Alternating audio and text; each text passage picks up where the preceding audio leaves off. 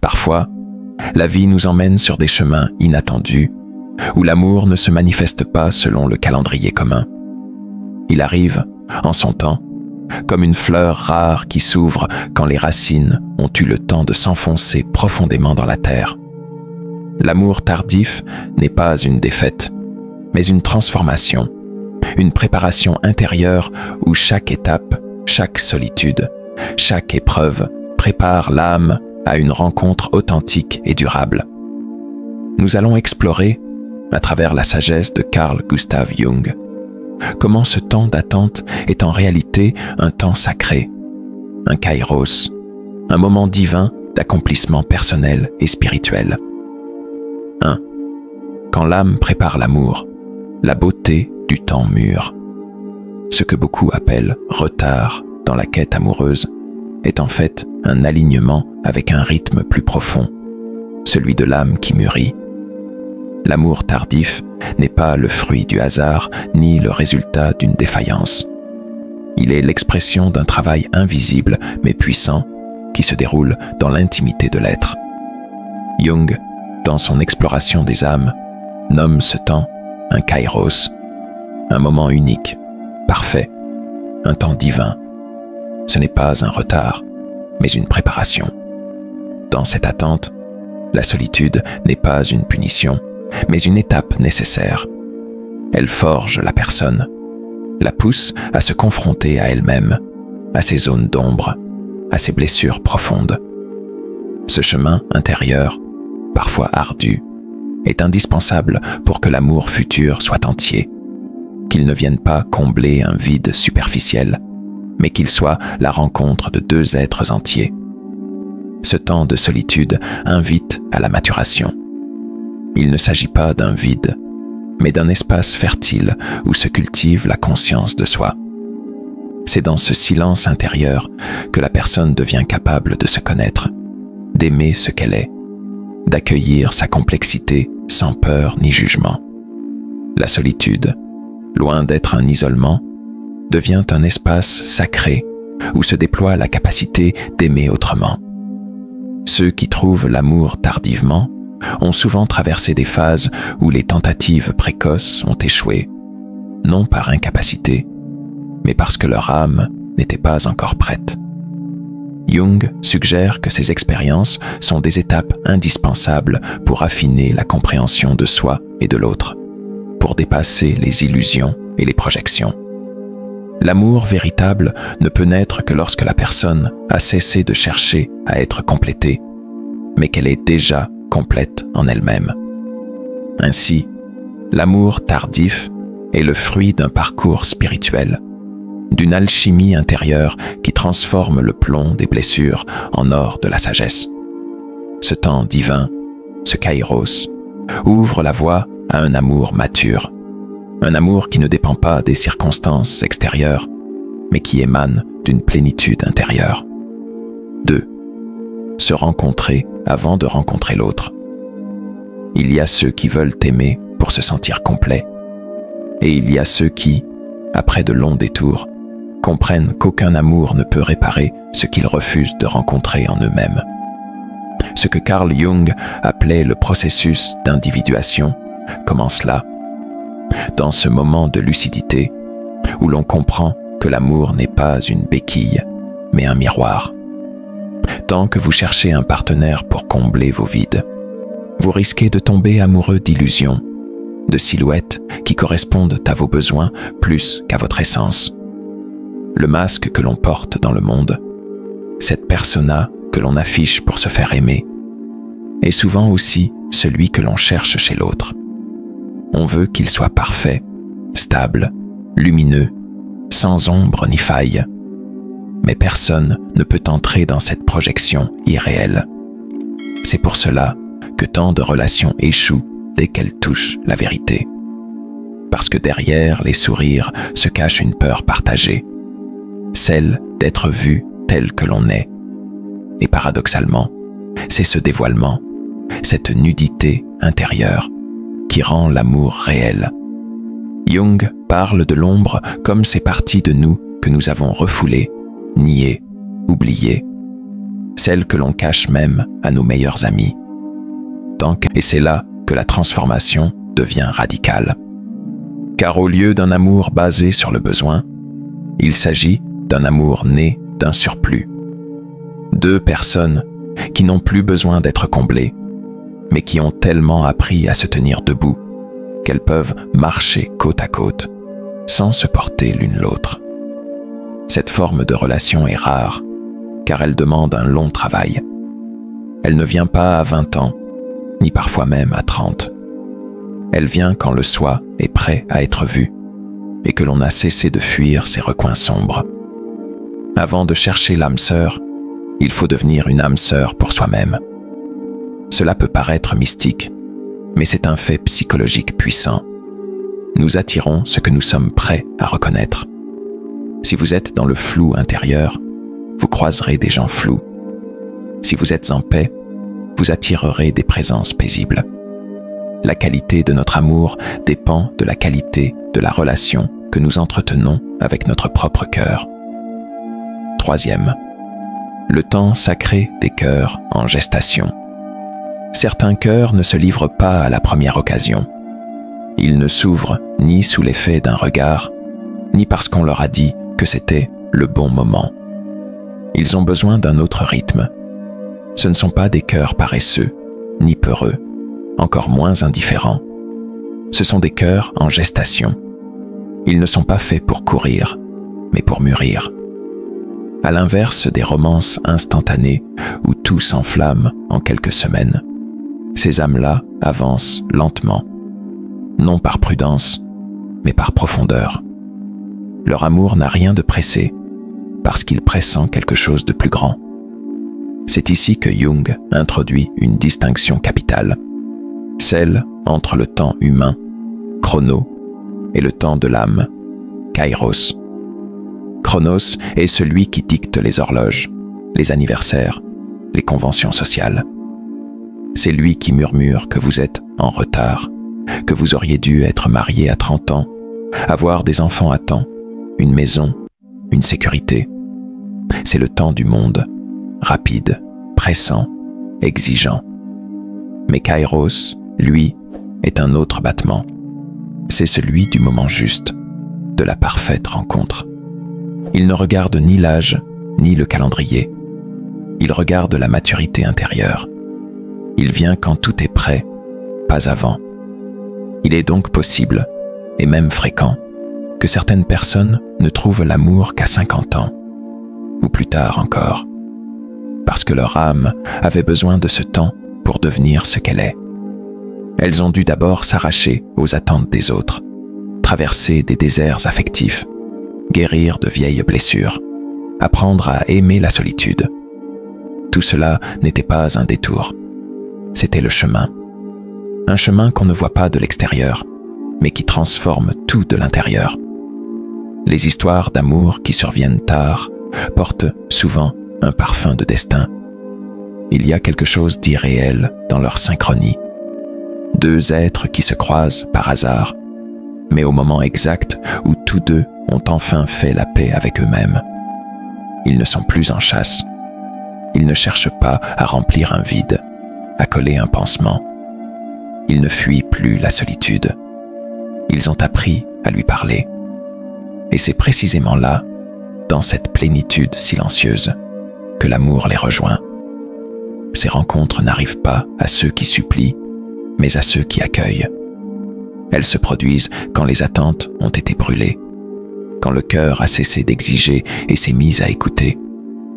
On ne tombe pas amoureux comme à 20 ans, avec l'ivresse et l'urgence. On reconnaît. C'est une reconnaissance étrange, presque hors du temps. Comme si une part de vous s'exclamait enfin « C'est toi ». Et ce « toi » ne réveille pas de frénésie. Il appelle à l'ancrage. Il n'y a plus de doute ni de besoin d'impressionner. Il y a cette sensation d'être arrivé, non pas dans un autre, mais dans soi, en sa présence. Une sorte de calme habité. Et l'on comprend alors que tout ce qui semblait retard n'était que préparation.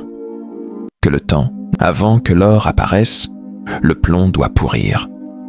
Avant que l'amour véritable se manifeste, l'ego doit se fissurer. Et cela, la vie le provoque souvent à travers des relations difficiles, des séparations douloureuses, des déceptions brutales. Ces histoires que vous pensiez éternelles et qui se sont effondrées, ce ne sont pas des erreurs, ce sont des initiations. La nigredo relationnelle est ce processus par lequel vous perdez vos illusions une à une. Vous cessez de croire que l'amour est magie. Vous découvrez qu'il est travail. Non pas sur l'autre, mais sur vous. Il faut parfois avoir le cœur brisé au bon endroit pour qu'il puisse s'ouvrir. Une fêlure sacrée, non pas comme blessure définitive, mais comme passage. Car au travers de cette brisure, la lumière entre. Elle vous oblige à descendre en vous-même, là où l'on n'allait jamais. Vous y trouvez vos peurs anciennes, vos attentes irréalistes, vos masques, vos stratégies pour éviter l'abandon. Tout cela doit tomber. Tout cela doit brûler. C'est violent, mais nécessaire. Car seul ce qui meurt peut laisser place à ce qui est vrai. Et il y a des vérités qu'on ne rencontre que seul. Pas dans la compagnie des autres, mais dans celle de soi-même. Quand vous avez cessé de courir, quand vous êtes resté là, sans rien fuir. C'est dans ce silence intérieur que vous commencez à voir autrement. La solitude n'est plus vide, elle devient fertile.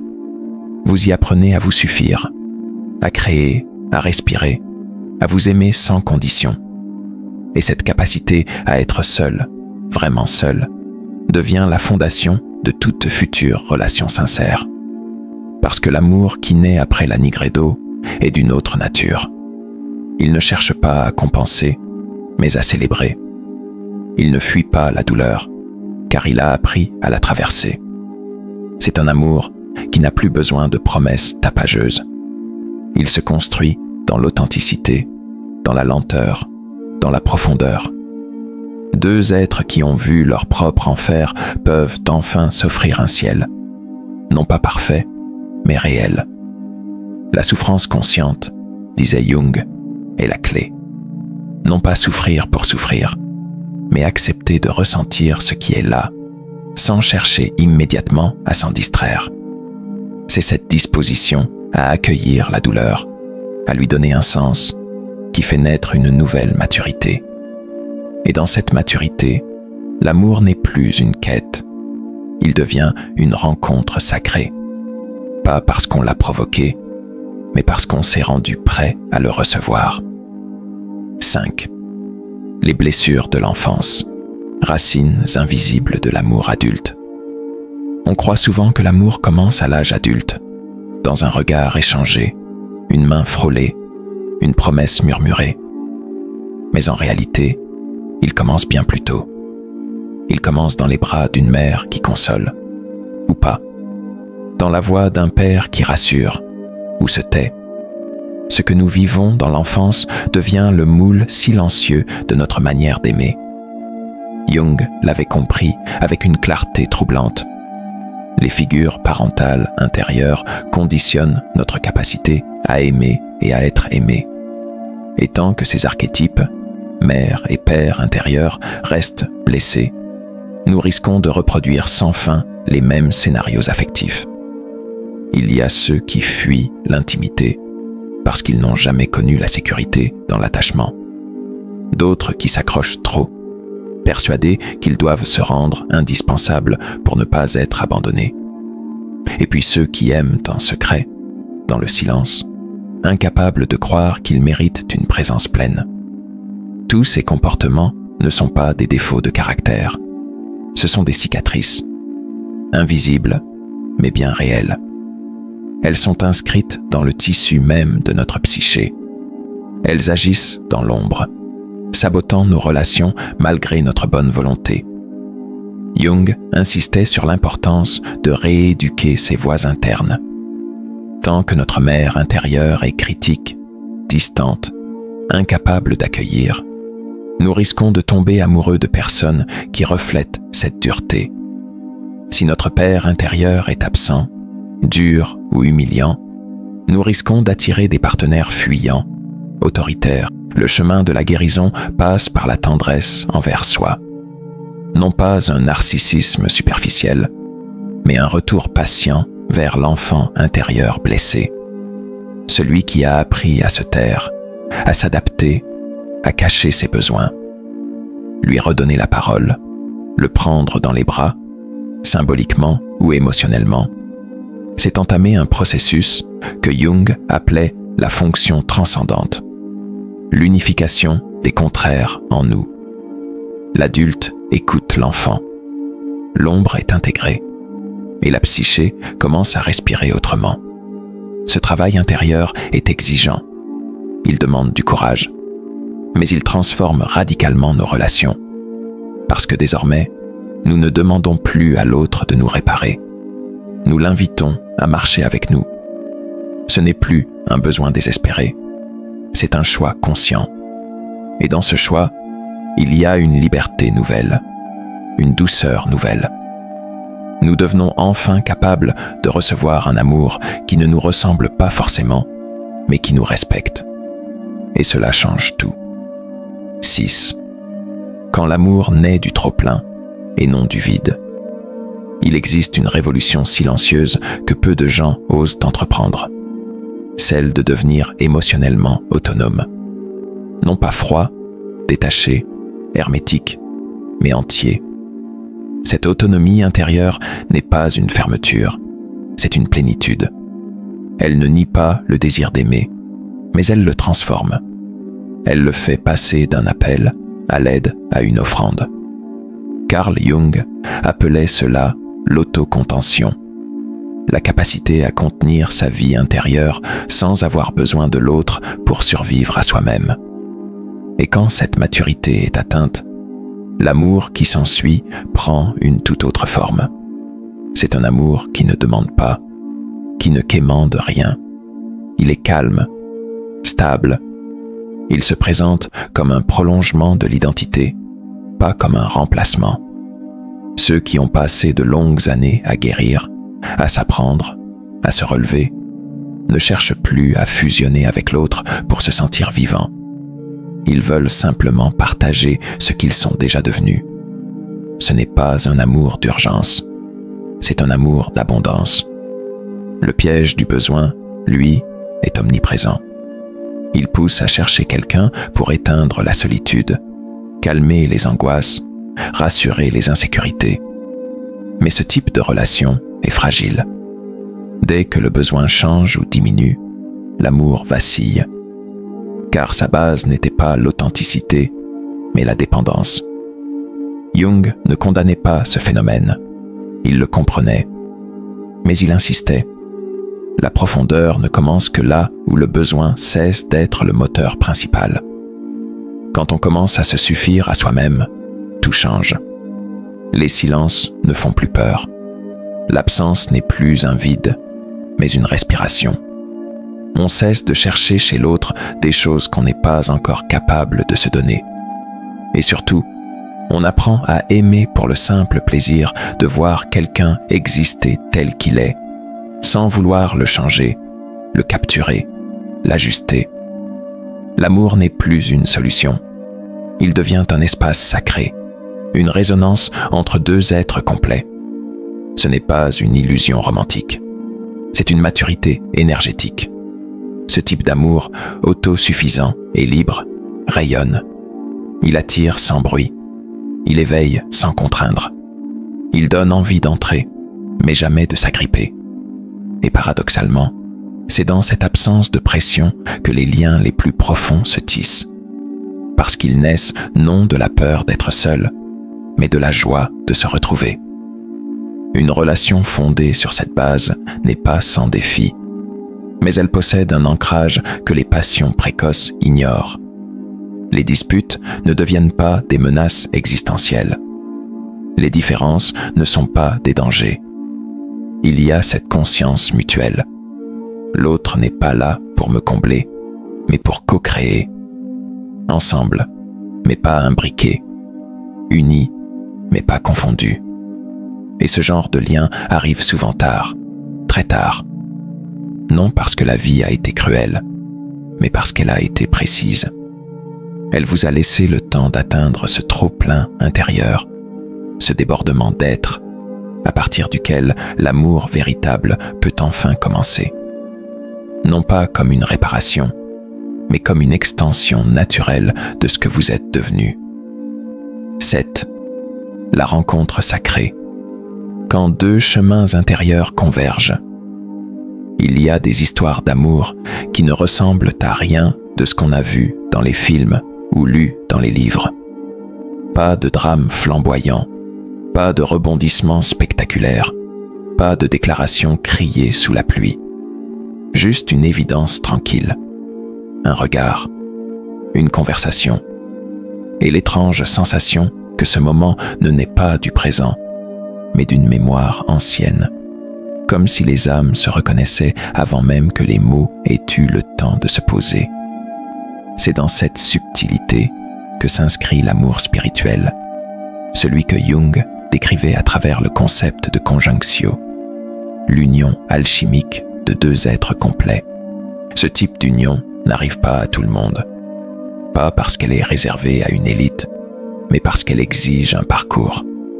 Elle demande des années d'alignement intérieur, de solitude assumée, de douleur intégrée. Deux âmes ne peuvent se rencontrer à ce niveau que si chacune a déjà accompli une portion significative de son propre voyage. C'est pour cela que ces rencontres arrivent souvent tard, non pas par malchance, mais par nécessité spirituelle. Quand elles se produisent, elles ne font pas grand bruit. Elles s'installent doucement, comme si le monde autour ralentissait pour leur faire de la place. Les partenaires ne cherchent pas à se changer, ni à se posséder. Ils n'entrent pas en relation avec des attentes, mais avec une curiosité bienveillante. Ils savent que l'autre n'est pas leur sauveur, ni leur prolongement. L'autre est un miroir vivant qui reflète ce qu'ils sont devenus, et parfois même ce qu'ils n'osaient pas encore voir. La profondeur de cette relation ne tient pas à son intensité émotionnelle, mais à sa capacité à éveiller. Ensemble, ces deux êtres ne se contentent pas de s'aimer, ils se révèlent. Ils activent l'un chez l'autre des zones inexplorées. L'un éveille la voix créative de l'autre. L'autre donne racine à des rêves en sommeil. Ce n'est pas une dépendance émotionnelle, c'est une interdépendance créative, un terrain d'expansion mutuelle. Chacun devient le tremplin de l'autre vers quelque chose de plus grand que lui. Ce type de lien transcende la notion même de couple. Il devient souvent une mission commune, un projet, une œuvre, une manière de vivre. Certains créent ensemble, écrivent, enseignent, guérissent, éclairent le chemin d'autres âmes en quête. Pas parce qu'ils se sentent investis d'un rôle héroïque, mais parce qu'ils ne peuvent pas faire autrement. Leur amour déborde et cherche un canal. Il se transforme en service, en transmission, en lumière pour d'autres. Il n'y a pas de recette pour ce genre de rencontre, pas de formule magique. Ce n'est ni une question d'âge, ni de lieu, ni de circonstance. C'est une question de fréquence. Une vibration que l'on émet quand on a cessé de jouer un rôle, quand on est revenu à l'essentiel de soi. Et alors, parfois, dans un détour inattendu de la vie, l'autre apparaît, non pas pour compléter, mais pour co-créer, non pas pour combler, mais pour exalter. C'est là que l'on comprend que tout ce qui a précédé, les attentes brisées, les silences pesants, les blessures guéries, n'était pas une punition, mais une initiation. Que chaque instant passé seul était une préparation secrète. Que chaque échec amoureux avait un sens. Non pas pour rendre méfiant, mais pour rendre prêt. Prêt à aimer sans masque, sans jeu, sans besoin.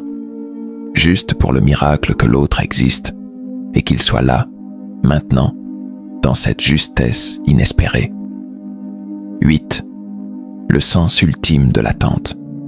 Aimer quand tout est prêt. Certains chemins ne peuvent être partagés qu'une fois qu'ils ont été longuement parcourus seuls.